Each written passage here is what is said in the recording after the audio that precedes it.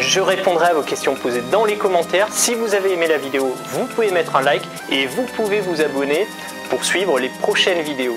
Aujourd'hui, je vais vous donner de gros conseils pour réussir votre partie argumentation dans l'examen de production écrite du DALF C1. Je vais vous expliquer sur quels critères les examinateurs vous notent lorsqu'ils reçoivent votre copie. Pour ce faire, je vais diviser mon exposé en deux parties. Il y aura des critères concernant le fond de votre examen et d'autres critères concernant la forme de l'examen. Allez, on commence avec le fond. Premier critère, c'est d'être dans le sujet. Être dans le sujet, ça veut dire, vous avez une question d'opinion, on vous demande de choisir la thèse ou l'antithèse d'un certain point de vue. Autrement dit, on vous demande de choisir si vous êtes pour ou contre ce point de vue. L'examinateur va vérifier si, du début à la fin, vous êtes bien dans le même côté. Et oui, attention, il est interdit de passer d'un côté à l'autre, hein. Vous devez défendre un seul côté. Si vous êtes pour, restez pour du début à la fin. Et si vous êtes contre, restez contre du début à la fin aussi. Deuxième critère des examinateurs concernant le fond de votre examen, ce sont les arguments choisis. Et oui, vos arguments, ils doivent vraiment aller dans le sens de votre thèse. Si vous êtes pour une opinion, vous allez vraiment donner des arguments qui sont pour. N'utilisez pas un argument qui est à moitié contre, à moitié pour. Ça risquerait de vous pénaliser. Donc choisissez bien vos arguments en fonction de votre thèse. S'agissant du fond, un troisième critère, les examinateurs vont regarder les exemples que vous choisissez pour défendre vos arguments. Ces exemples doivent également aller dans le sens de l'argument et bien sûr indirectement dans le sens de la thèse. Ils doivent être choisis avec précision.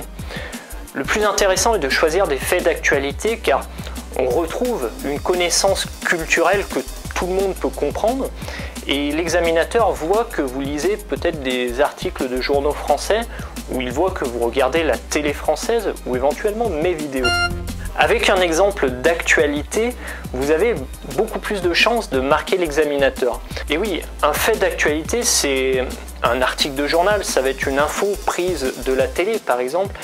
Et en principe, l'examinateur est aussi au courant de l'actualité et va se sentir beaucoup plus impliqué car il aura lu ce que vous dites dans le journal par exemple.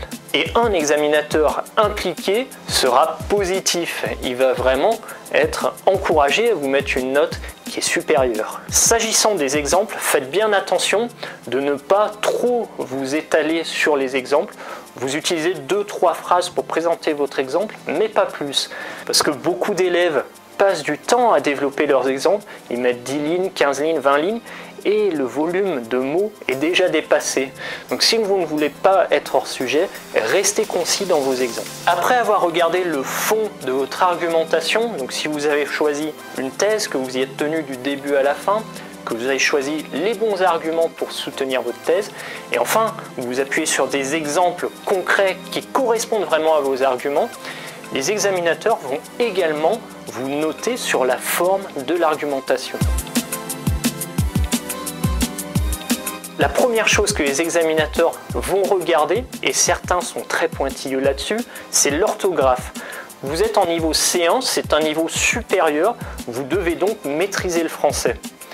Alors on vous excusera une faute ou deux dans la copie, mais attention, si vous avez une dizaine d'erreurs, ça va vous causer des points en moins pour l'orthographe. Donc faites bien attention à ça. Pour éviter les erreurs d'orthographe, je vous conseille absolument de garder 5 minutes à la fin de l'examen pour vous relire et pour rajouter la lettre qui manque ou au contraire corriger une conjugaison qui n'aurait pas été bien écrite. Deuxième critère des examinateurs concernant la forme, c'est l'enchaînement des paragraphes. Vos arguments doivent s'enchaîner correctement. On ne doit pas avoir la fin au début et le début à la fin, ce serait un non-sens. Donc enchaînez bien votre paragraphe, suivez le plan que vous avez donné dès l'introduction. Si vous suivez un plan qui est bien défini dès l'introduction, avec la présentation de la situation, votre argument par rapport à cette situation et une conclusion qui montre un éventuel futur, vous avez normalement le maximum de chances pour réussir.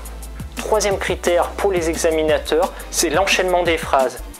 Et oui, utilisez des mots clés qui sont cependant, en revanche, mais, si, par conséquent, tous ces mots-clés, vous les lisez dans le journal quotidiennement et vous allez les ressortir lors de l'examen. Si vous les utilisez correctement, vous allez marquer des points. Ensuite, la construction de vos phrases, c'est le 4e point. La construction des phrases, c'est important. Vous êtes au niveau C1, vous devez faire des phrases qui sont assez longues. Alors quand je dis longue, ça veut dire que vous aurez une proposition principale dans laquelle vous allez glisser des propositions relatives. Donc utilisez bien les mots relatifs qui, que, dont, ou. Voilà, vous allez améliorer la construction de vos phrases grâce à ça. Le vocabulaire, donc à l'écrit, c'est important d'utiliser des mots qui sont bien choisis. On a le temps de réfléchir à ces mots, c'est pas comme à l'oral où on doit sortir tout de suite la phrase et on n'a pas le temps de réfléchir à un synonyme ou un mot qui est plus exact. En utilisant du bon vocabulaire à l'écrit, vous allez marquer des points, forcément. Essayez de ne pas utiliser les termes qui vous sont donnés dans les textes, mais utiliser des synonymes ou des phrases qui remplacent certaines parties de phrases. Si vous avez utilisé le mot voiture, utilisez ensuite le mot automobile. Si vous avez utilisé le mot avion, utilisez par exemple le mot aéronef. Ce sont des synonymes qui vous permettent de faire un texte qui est plus dynamique, plus intéressant à lire et qui montre votre connaissance du français. Enfin, dernier critère, c'est le nombre de mots. En principe, l'argumentation est un peu plus longue que la synthèse et on vous demandera un volume de 250 mots. Vous avez plus ou moins 10%. Ce qui veut dire que votre texte devra se trouver entre 225 mots et 275 mots. N'allez pas faire un texte de 150 mots, ce sera trop court et l'examinateur va vous enlever des points. Ou au contraire, n'allez pas non plus chercher 400 mots, car vous serez supérieur à la limite imposée et vous allez être forcément hors sujet. Donc respectez bien le volume de mots donné et surtout notez le nombre de mots à la fin de votre copie. Voilà, je vous ai vraiment donné toutes les clés pour comprendre comment les examinateurs vous notent. J'espère que tous ces conseils vous aideront à passer votre examen. N'hésitez pas à revoir la vidéo avant de le passer. En tout cas, je suis toujours disponible pour des questions posées dans les commentaires. N'oubliez pas de mettre un like si vous avez aimé la vidéo et je vous dis à la prochaine.